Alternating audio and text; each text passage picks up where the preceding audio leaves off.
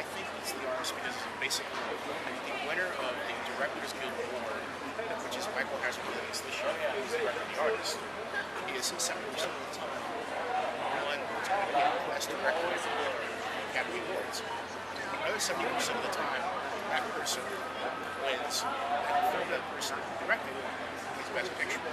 Captain Bigelow. This year, for that reason, I'd be very, very surprised if it wasn't the artist. Now, that has nothing to do with what I think.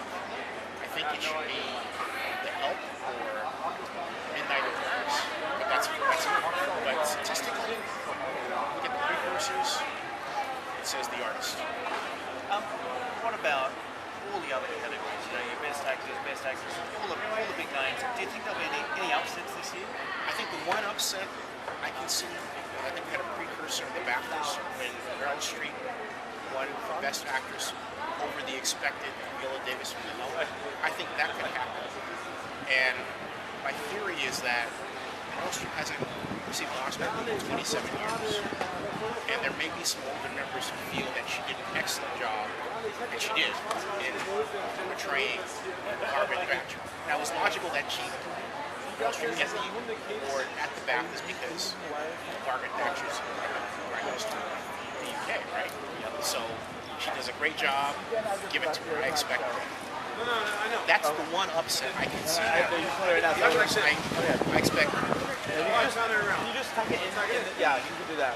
Best Actor awards go to the artist, and I expect that Christopher Plummer will take home Best Supporting Actor. I don't see any other surprises. Do you think it's interesting that a movie that has very little dialogue, can take out the Best Picture, considering dialogue is one of the biggest parts of the film? I think it is, but it says a lot for the language of film, the ability, and the artist does this very well, to tell you a story without using dialogue, so you can actually watch the film. In fact, that's a trick for anyone at home. If you watch a movie, turn down the sound and see if you can actually follow the story. Do this with your favorite movie. Do this with a movie like Jaws versus Jurassic Park. In fact, do that because Jaws actually is a better film than Jurassic Park from that perspective. So it really speaks to the power of the image and the image's ability to tell a story.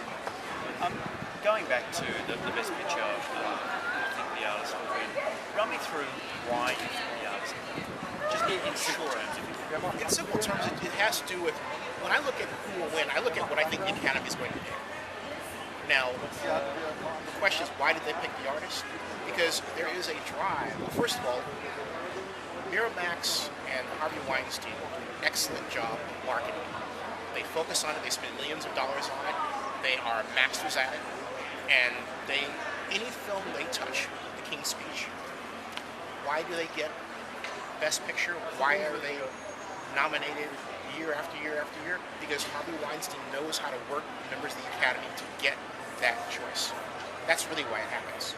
It's a huge business, it's very political, there's a lot of money behind it. I think $12 million for marketing for the artist, something like that, perhaps more. That's the reason why it gets picked.